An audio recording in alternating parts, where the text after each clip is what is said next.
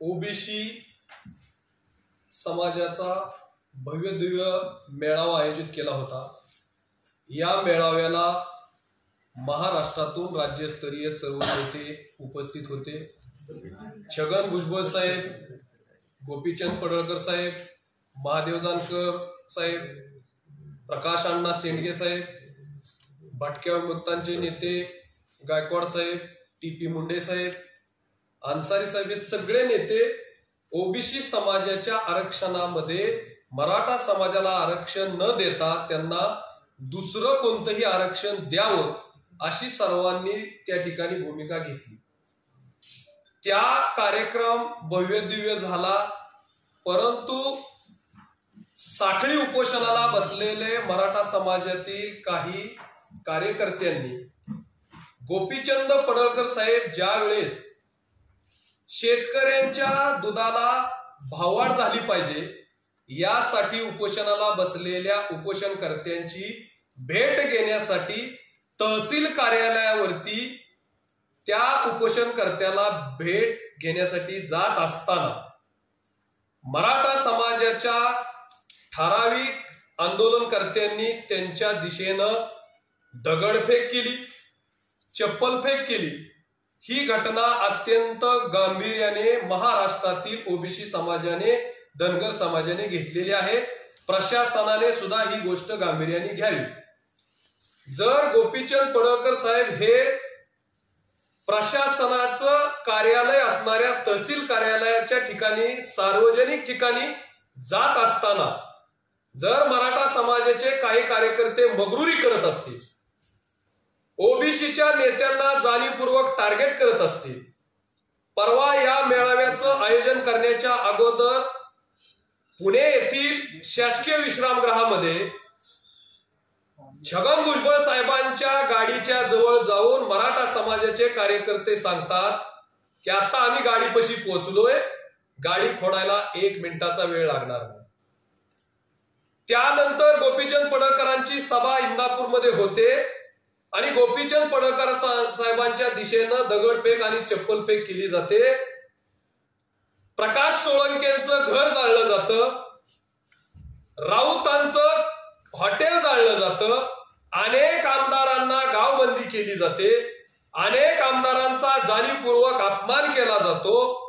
ही जी मराठा समाजातील ठराविक टोळक्याने महाराष्ट्रामध्ये जी मगरुरी चालू केलेली आहे ती मगरुरी मोडून काढण्यासाठी आम्ही उद्या इंदापूरमध्ये बंद पुकारलेला आहे। उद्या संपूर्ण इंदापूर तालुका बंद होईल आणि ज्या संबंधित घटना घडवणाऱ्या आंदोलनकर्त्यांवर, टोळींवरती जर पोलीस प्रशासनाने गुन्हे दाखल केले नाहीत, त्यांना अटक केली नाही, तर इंदापूरमध्ये जोपर्यंत ही महाराष्ट्रातली गावबंदी उठत नाही आणि इंदापूर मधल्या आंदोलकांवर व ज्यांनी महाराष्ट्रातल्या आमदारांना गावबंदी केली अशा सर्वांवर गुन्हे दाखल होत नाहीत, तोपर्यंत इंदापूरचं ओबीसी समाजाचं आंदोलन थांबणार नाही। उद्यापासून महाराष्ट्रातल्या ओबीसींचं आंदोलन हे गावबंदी महाराष्ट्रातली उठली पाहिजे या दिशेने आम्ही सुरू करतोय आणि पोलीस प्रशासनाने सुद्धा या गोष्टीची गांभीर्याने दखल घेऊन जर असं कृत्य करणाऱ्यांवर जर आपण त्वरित गुन्हे दाखल करून अटक नाही केली तर महाराष्ट्रामध्ये जी चाललेली मुजुरी आहे, जी दडपशाही करण्याचा प्रयत्न होतोय, जी दादागिरी करण्याचा प्रयत्न होतोय, सामान्य घटकांना भीती दाखवण्याचा प्रयत्न केला जातोय, जे छोटे घटक आहेत, नाभिक समाज, कैकाडी समाज, वडर समाज, तेली समाज, छोटे घटक असणारे मुस्लिम समाज, अशा छोट्या घटकांना भीती दाखवून त्यांच्या नेतृत्वांना दाबण्याचा प्रयत्न या माध्यमातून होतोय आणि तो आम्ही कदापि खपवून घेणार नाही।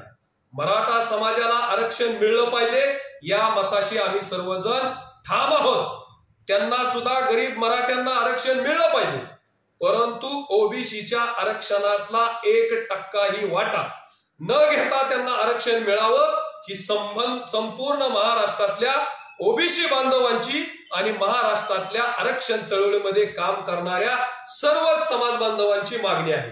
मराठा समाजातल्या इंदापूर तालुक्यातल्या टोळीने या ओबीसी आणि मराठा समाजामध्ये वाद लावण्याचं जे पाप केलं त्याचं परिणाम त्यांना भोगावे लागतील। आणि जे आपलं शांततेचं लोकशाहीने आंदोलन चालू आहे त्या आंदोलनाला हिटलरशाहीकडे मराठा समाजाचे कार्यकर्ते घेऊन जात आहेत, तो निषेधार्ह बाब आहे। आणि म्हणून आम्ही या घटनेचा निषेध करतो। उद्यापासून या महाराष्ट्रातल्या गावबंदी उठवल्या पाहिजेत आणि कोणत्याही नेत्याला ओबीसी समाजाच्या कार्यकर्त्यांनी महाराष्ट्रामध्ये जो आपला लोकप्रतिनिधी आहे, ज्यांना आपण मतदान केलं आहे, ज्यांच्या माध्यमातून आपल्या गावाचा, आपल्या कुटुंबाचा, आपल्या घटकाचा विकास होणार आहे, अशा प्रत्येक लोकप्रतिनिधीला ओबीसी समाज बांधवांनी हलगी लावून आपल्या गावात स्वागत करावं। त्यांच्या पाठीमागे भक्कमपणे शशिकांत तरंगे व ओबीसी समाजाचे सगळे नेते महाराष्ट्रातल्या ओबीसी समाजाच्या तरुणांच्या पाठीमागे येणाऱ्या काळात उभे राहतील। आमदार गोपीचंद पडळकर साहेब यांच्यावर झालेली दगडफेक आणि ती घटना ही संपूर्ण महाराष्ट्रातल्या ओबीसीने आता मनावरती घेतलेली आहे। गोपीचंद पडळकर साहेब हे आक्रमक नेते आहेत, परंतु काल त्यांनी अतिशय हुद्देसूद कोणत्याही समाजाच्या भावना दुखवणार नाहीत अशा पद्धतीचं त्यांनी वक्तृत्व केलं आणि सर्वांना अपेक्षित असं त्यांनी स्टेटमेंट केलं। परंतु समाजकंटक हे कोणत्या जातीचे नसतात, कोणत्या धर्माचे नसतात, त्यांना जो जातीमध्ये तेढ निर्माण करायचा आहे आणि यांच्या पाठीमागं कोण आहे ही पोलिसांनी शोधून घेतलं पाहिजे। या इंदापूरमध्ये जे उपोषण करतायत त्यांच्या पाठीमागं कोण सूत्रधार आहे, या तालुक्यातले कोणते असे नेते आहेत की ते नेते या टोळीला पुढे घालून दोन जातीमध्ये तेढ निर्माण करण्याचा प्रयत्न करतायत। त्यांना पोलिसांनी आणि प्रसार माध्यमांनी सुद्धा समाजाच्या समोर आणावं अशा पद्धतीचं आव्हान आजच्या या पत्रकार परिषदेच्या माध्यमातून आम्ही करतोय। पोलीस प्रशासनाने सावध राहावं, पोलीस प्रशासनाने प्रशासनाचं काम करावं, राजकारणाचं काम पोलीस प्रशासनाने करू नये। काल ओबीसीचा भव्य दिव्य मेळावा असताना सार्वजनिक रस्ता हा खुला करणं गरजेचा होता, परंतु केवळ मराठा समाजाच्या टोळीचं लाड पुरवण्यासाठी त्यांनी तहसील कार्यालयाच्या समोर पत्र्याचे बॅरिगेड न लावता पत्रा शेड मारला। ही घटना अत्यंत गांभीर्याने घेतली पाहिजे। जर महाराष्ट्राच्या कानाकोपऱ्यातून ओबीसी समाज येतो आणि भव्य दिव्य असा 100 फुटी रोड म्हणून इंदापूरमध्ये प्रसिद्ध आहे, 100 फुटी सारखा रोड पोलीस प्रशासन पत्रे लावून अडवतो, किती दादागिरी ह्यांची। 5-25 लोक उपोषण करतात आणि 25-50 हजार मॉब एका दिशेने जात असताना 25 लोकांचा लाड करण्यासाठी तुम्ही पत्र्याचे बॅरिगेड मारता। आज सुद्धा ते बॅरिगेड तिथं लावलेले। ही पोलीस प्रशासनाने गांभीर्याने गोष्ट लक्षात घ्यावी। 5-25 लोकांचा लाड करण्याचा धंदा तुम्ही बंद करा, अन्यथा ओबीसीच्या माध्यमातून तुम्हाला या इंदापूर तालुक्यातली क्रांती ही रक्तरंजित क्रांती आम्ही घडवल्याशिवाय राहणार नाही। आता उद्यापासून आमच्या लढाईला सुरुवात होते। उद्या इंदापूर तालुका बंद असेल, सांगोला तालुका बंद असेल, महाराष्ट्रातले अनेक तालुका बंद आम्ही पुकारतोय। त्याचबरोबर उद्या पुढच्या आंदोलनाची दिशा संपूर्ण इंदापूर तालुक्यातील ओबीसी समाजाच्या मीटिंग मध्ये आम्ही उद्यापासूनचे जे पुढचं आंदोलन आहे त्या आंदोलनाची दिशा घोषित करतोय।